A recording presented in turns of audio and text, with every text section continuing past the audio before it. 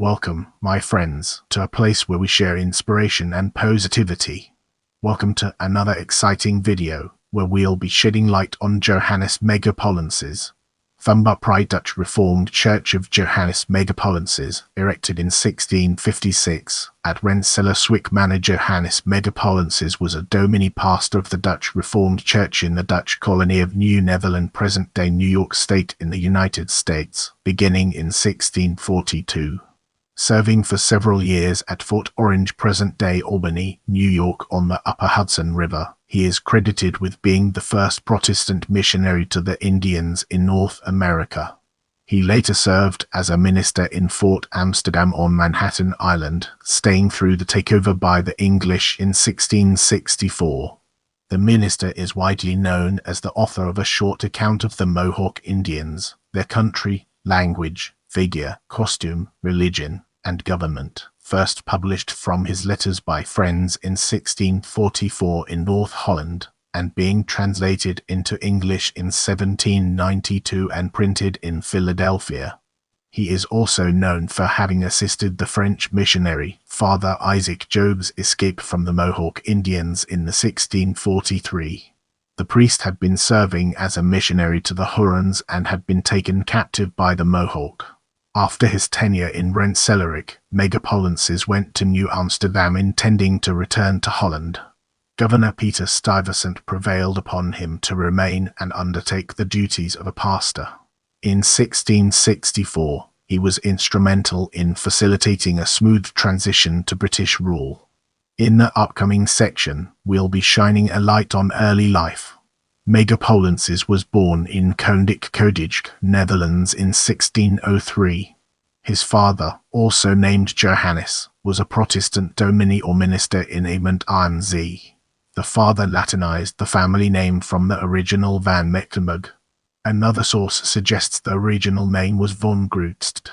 However, from his translations of the Van Rensselaerwyck manuscripts, A. J. F. Van Leer suggests that Megapolensis was not the son, but the nephew of Johannes' sister, and married the daughter of the latter's wife by her first marriage.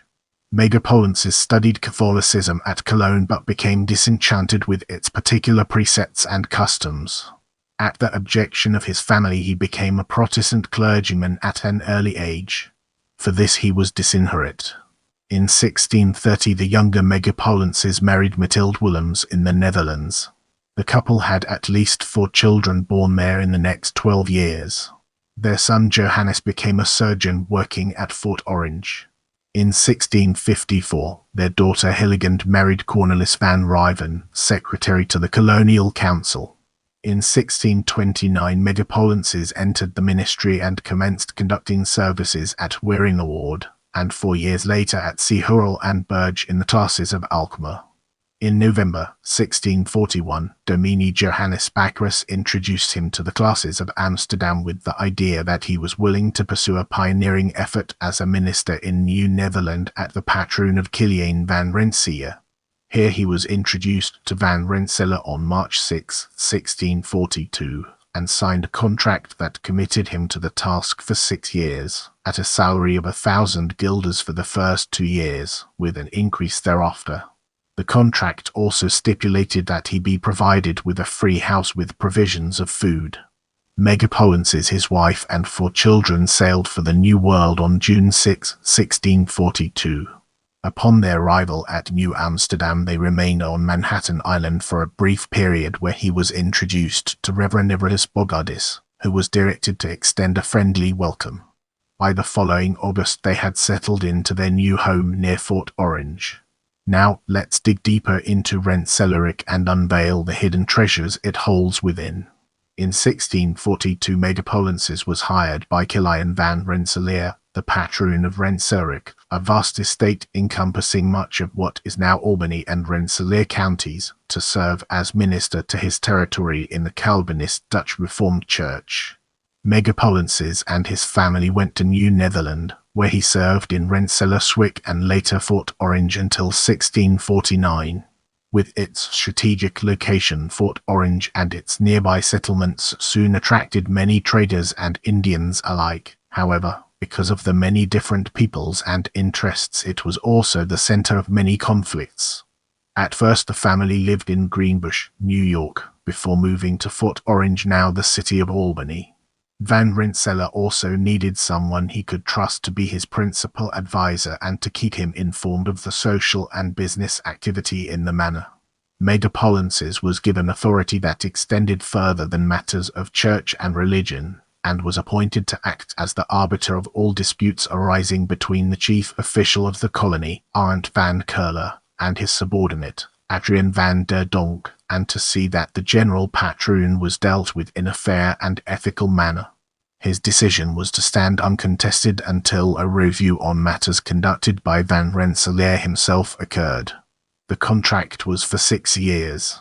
A disagreement arose between Van Rensselaer and the directors of the Dutch West India Company, the directors maintaining that they alone had the authority to commission clergy for the colony.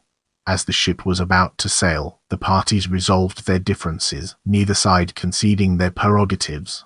When it became known that Van Rensselaer planned to erect a church upriver at Rensselaerswyck, Governor Kieft hastened his plans to rebuild the church in Fort Amsterdam, where Megapolensis would later serve. For 5 years Megapolensis held services in the patroon's mill house on the east side of the Hudson River. In 1647 he was afforded the use of an old warehouse on the west side of the river, which had been donated by the West India Company, which put his services closer to the general population of Rensselaerswyck Manor and Fort Orange. The warehouse was converted to include a pulpit, 9 pews, and special benches for the elders and deacons. For nearly 7 years Megapolensis and his successor Gideon Schultz held Sunday services in the warehouse, but with the spring floods coming from the river every year, the foundation began to give way and the warehouse eventually had to be abandoned. During this period, Megapolensis served as missionary to the Mohawk people, and is believed to be the first Protestant missionary to Native Americans in North America. The Mohawk territory was west of Fort Orange in the Mohawk River Valley, but extending up to the St. Lawrence River and down to the Delaware River, with other territories used for hunting. During the summer trading season, Mohawks frequently spent the night in Dutch houses, including the dominies. He became fluent in the Mohawk language and recorded many details about the Mohawk people and their culture. He described their language as being very difficult to learn. In his endeavor to learn the language and compile a vocabulary, he frequently asked the Mohawk how they referred to various things and ideas. From his letters home, his friends in the Netherlands compiled a short account of the Mohawk Indians, their country, language, figure, costume, religion, and government, publishing it in North Holland in 1644. This was apparently done without his knowledge or permission. The account was reprinted by Jogues in 1651 in the Netherlands. The first English translation by Ebenezer Hazard was printed by him in 1792 in Philadelphia, with a revised translation by Brodhead in 1857. Another version, translated by a Clinton Crowell of Brown University, was printed in 1909 by Jameson in the United States. In his letters, Megapolensis had compared the land of Rensselaerwyck to that of Germany and described the rich abundance of game, birds, and other wildlife. Megapolensis described Mohawk dress, marriage customs, and culture. He characterized the Mohawk ritual torture of captives as cruel, but noted that they seldom killed people in their culture, despite their lack of laws and authorities as he understood them. He contrasted that with the much higher rate of murders in his home country of the Netherlands. Megapolensis is widely noted for assisting French Catholic missionary Isaac Jogues escape captivity when he was being held and tortured by the Mohawk Indians. They were hostile to Jogues because of his association with the French, who had made attacks against Mohawk villages. In the autumn of 1642, Jogues was captured by the Mohawk and brought to their village of Assernanen and subjected to prolonged torture. Hearing of this, Arndt van Curler, commissary of Rensselaerwyck, visited the first castle of the Mohawks and attempted to ransom Jogues, but without success as the Mohawk were not inclined to release him at that time. About a year later, the Mohawk were persuaded to bring the priest with them when they came to Beverwidge to trade. Once there, Van Curler helped Jogues to escape. The dominie helped conceal the priest until a deal could be reached and the Frenchman put on a ship to take him downriver. Pastor Megapolensis befriended Jogues and accompanied him to New Amsterdam, where Jogues stayed with the pastor while waiting for a ship to take him to France. In a letter of September 28, 1658, to the Tarses of Amsterdam, Megapolensis wrote of the gruesome ordeal that had befallen Jogues and another French missionary, Franois Joseph Bressani, at the hands of the Mohawk. He also describes other encounters involving relations between the French and the Mohawk. Now, let's shift our perspective and explore New Amsterdam from a different angle. At the conclusion of his term of ministry at Fort Orange, Megapolensis planned to return to Holland, but was asked by Peter Stuyvesant to become chief minister of the Dutch Church in New Amsterdam. The dominie was initially reluctant and had to be persuaded with friendly force. By the time he decided to stay, his wife had already sailed and returned to New Amsterdam in 1650. As dominie in New Amsterdam, Megapolensis was also responsible for mission stations in Bergen, New Jersey, the village of Harlem, and occasionally in Brooklyn. In 1652, the Amsterdam classes sent Samuel Dricius, who had served in, but fled from London, to assist Megapolensis. In 1656, Megapolensis purchased land in the city from Abraham Isakson Verplank. That same year, Lutherans in New Netherland petitioned for permission for public worship. This was opposed both by the authorities in the colony as well as in Amsterdam, as it was viewed as reducing the Reformed congregation.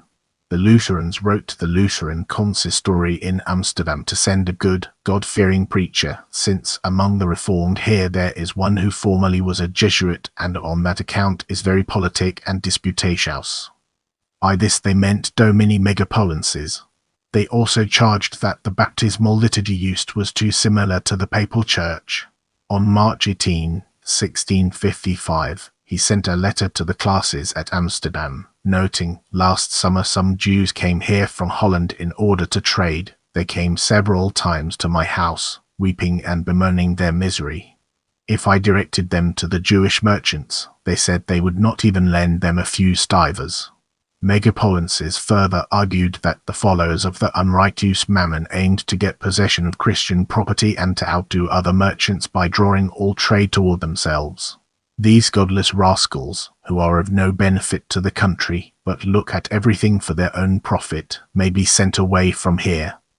Thumb upright Fort Amsterdam in 1660.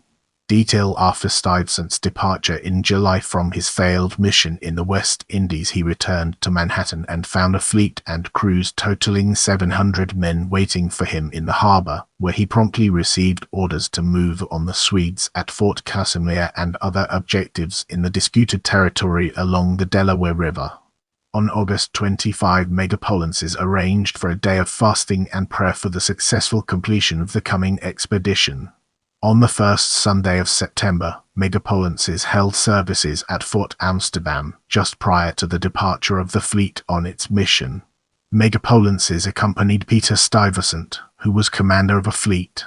Upon the arrival of the fleet, the modest garrison at Fort Casimir immediately discovered that it was no match against Stuyvesant's force.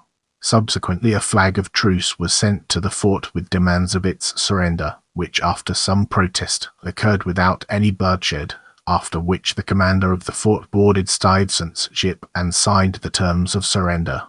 On the following Sunday, Megapolensis held services for the crews and any Swede who wished to attend. By 1656 there was a growing number of Swedish and German Lutherans in New Amsterdam, who, instead of attending Megapolensis services, held their own services in various private homes. The congregation of the Dutch Reformed Church, and Peter Stuyvesant in particular, were opposed at the prospects of new religions establishing themselves in New Netherland. Stuyvesant made concerted efforts to thwart any inroads made by the Quakers, Lutherans, French Jesuits and Jews to establish themselves in the Dutch colony.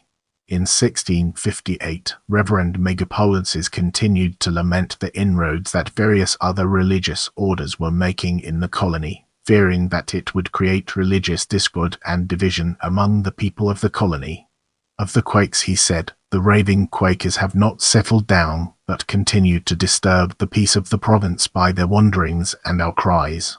At this time French Jesuit Simon Le Moyne journeyed from Ossernen to Fort Orange and then to New Amsterdam to attend to the few Catholics residing there, as well as some French sailors who had recently arrived in port with a prize ship. While there, he paid a call on Megapolensis to thank him for his kindness to Jogues. Le Moyne, like Megapolensis, had become religiously involved with the Hurons and Iroquois, and subsequently he and Le Moyne, regardless of religious differences, formed a close friendship.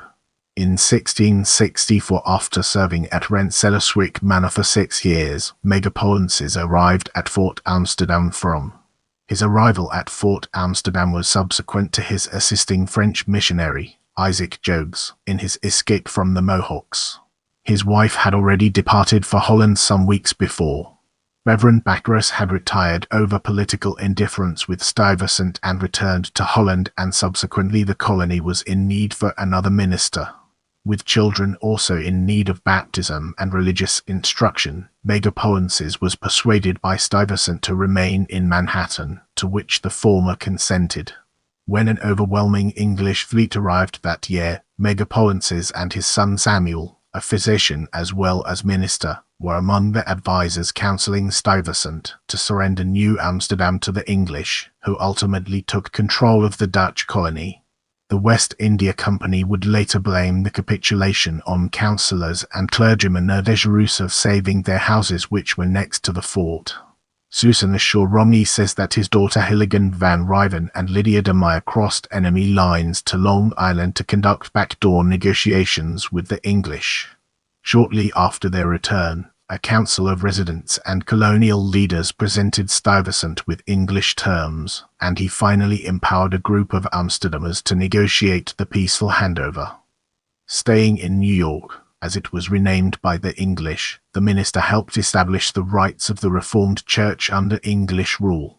His role in the surrender may have had repercussions, as on 2 separate occasions years later, prominent Dutch citizens testified under oath to his loyalty to the West India Company.